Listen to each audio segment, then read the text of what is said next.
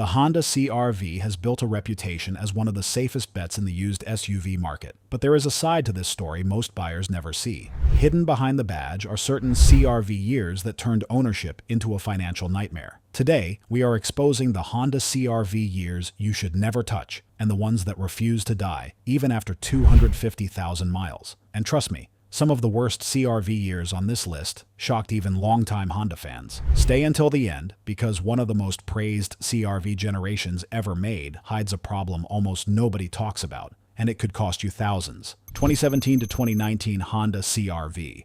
Owners of the 2017 to 2019 Honda CR-V would pop the hood expecting a routine oil check, only to discover the oil level rising higher and higher each month.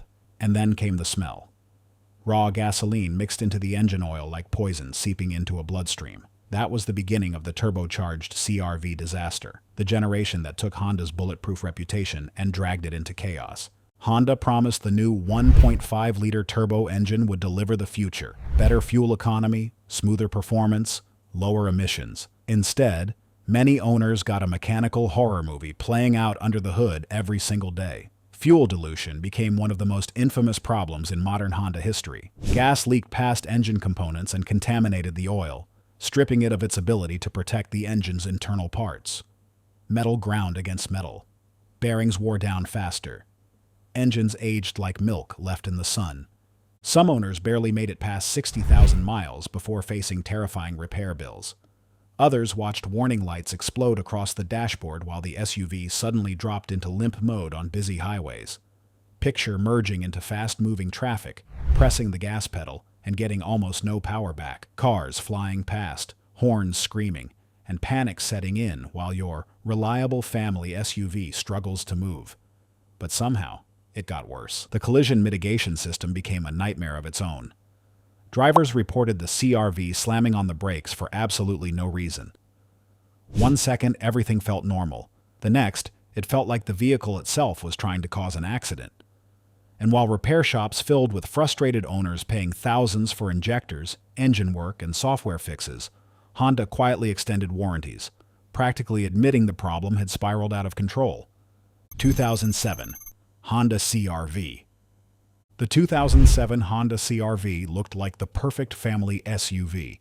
Clean design and great fuel economy. That legendary Honda badge on the front. Generally, it seemed like the kind of vehicle you could trust with your life. But for thousands of owners, that trust turned into a slow-motion disaster. The biggest nightmare hiding inside the 2007 CR-V was catastrophic air conditioning compressor failure. And this wasn't the kind of repair you could ignore for a few weeks. When the compressor exploded internally, metal fragments spread through the entire AC system like shrapnel from a grenade. Suddenly, what should have been a simple fix became a full system replacement costing thousands of dollars. Owners expecting a relaxing summer road trip instead found themselves standing in repair shops, staring at estimates that looked more like mortgage payments. But the damage didn't stop there.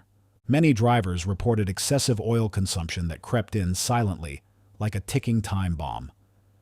One day the engine sounded normal. The next, it was rattling at stoplights, starving itself of oil while drivers had no idea destruction was happening under the hood. Some engines failed completely before reaching mileage most Hondas barely consider middle age. And then came the door lock failures. Imagine pulling into a dark parking lot late at night, hitting the unlock button, and nothing happens. Multiple locks freezing, malfunctioning, trapping passengers inside or locking owners out completely. A small problem? Not when your safety depends on getting in or out fast. What makes the 2007 CR-V especially dangerous is how normal it appears. Dealers polish them up. Classified ads called them super reliable. But behind that reputation was an SUV quietly draining bank accounts while owners desperately tried to keep it alive. 1997 to 1999, first generation. Rust flakes falling onto the driveway. A transmission jerking so hard, it feels like the SUV just got rear-ended. The smell of burning wires creeping through the vents while traffic crawls around you. That was reality for far too many owners of the 1997 to 1999 Honda CR-V, the first generation that introduced the world to Honda's compact SUV dream, and nearly turned it into a nightmare. These early CRVs became wildly popular because they promised something revolutionary at the time: car-like comfort mixed with SUV practicality. Families loaded them with groceries, camping gear, and kids' backpacks, believing they had bought a vehicle that would outlive everything else in the driveway. But underneath that friendly exterior, serious problems were quietly building like cracks in the foundation of a collapsing building. The most chilling issue was the automatic transmission randomly slipping into neutral while driving. No warning and no mercy. Owners described pressing the gas pedal at highway speeds only to hear the engine scream while the CRV stopped responding. Imagine being surrounded by speeding traffic at night as your SUV suddenly loses power in the middle of the interstate. And then came the electrical problems. Faulty turn signal switches reportedly sparked dashboard fires in some vehicles. Something as routine as signaling a lane change could fill the cabin with the smell of melting plastic and smoke. Add failing airbags and engines suffering valve damage from inadequate maintenance intervals. And suddenly, this reliable Honda started feeling more like a survival challenge.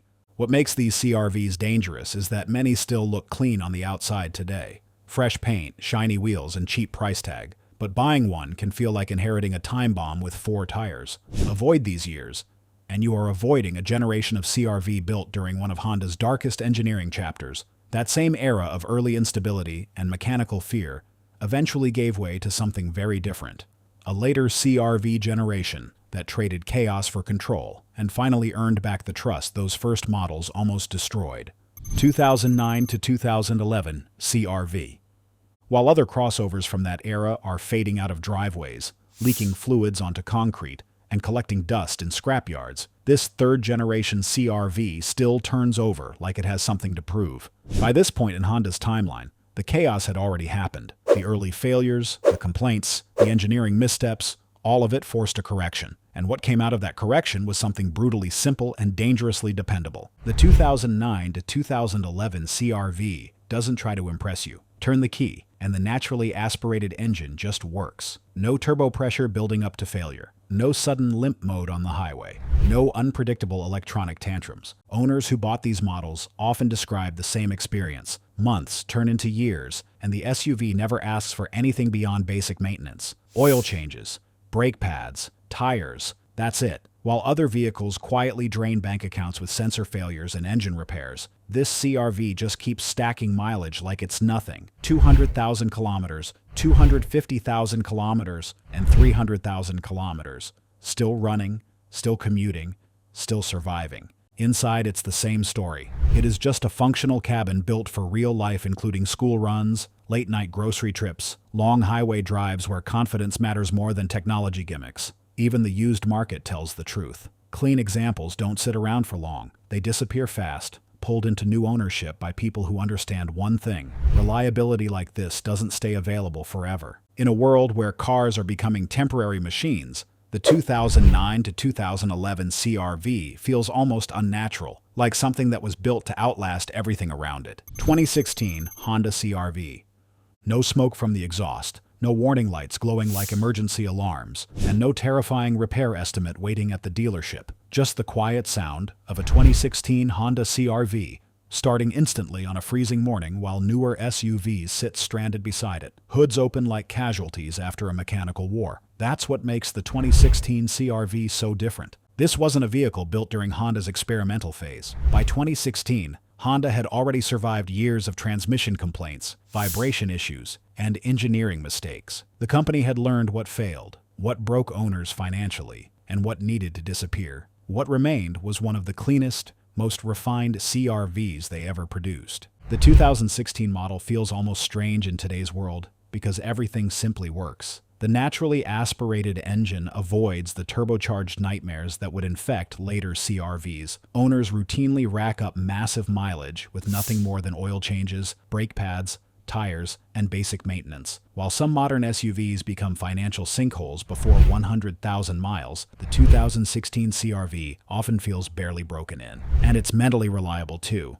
There is a certain peace that comes with driving a vehicle you trust completely. Picture leaving work late during a thunderstorm, turning the key, and never once questioning whether the engine will fire up. Imagine taking a 500-mile road trip without packing jumper cables, emergency tools, or mentally preparing for disaster halfway there. That kind of confidence is becoming rare in modern vehicles, overloaded with fragile technology. Nothing about the 2016 CR-V screams for attention, and that's exactly why people love it. It doesn't behave like a disposable crossover designed to survive a warranty period. It behaves like a machine built to outlast chaos itself. 2005 to 2006 Honda CR-V.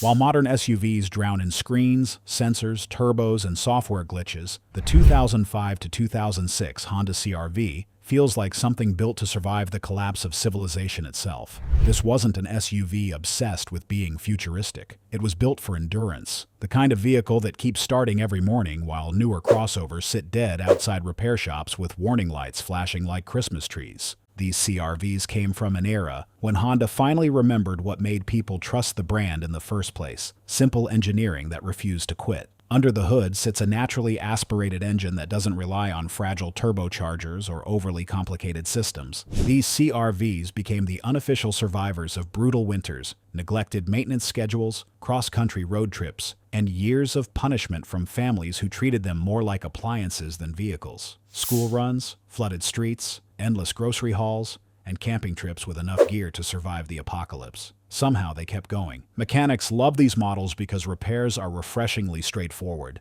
A basic toolbox and routine maintenance can keep one alive for decades. Oil changes cost hundreds less over time compared to newer turbocharged SUVs. Replacement parts are cheap and everywhere. Instead of spending weekends arguing with dealership service departments over software updates, owners of these CR-Vs are quietly driving past 250,000 miles with engines that still sound healthy. Even today, clean examples are difficult to find because people refuse to let them go. Once someone owns a well-maintained 2005 or 2006 CR-V, they usually keep it until the wheels nearly fall off. That's the difference between a vehicle built to impress buyers in a showroom and one built to outlive almost everything around it. In a world where modern SUVs feel disposable, these CR-Vs became mechanical cockroaches impossible to kill, no matter what the world throws at them.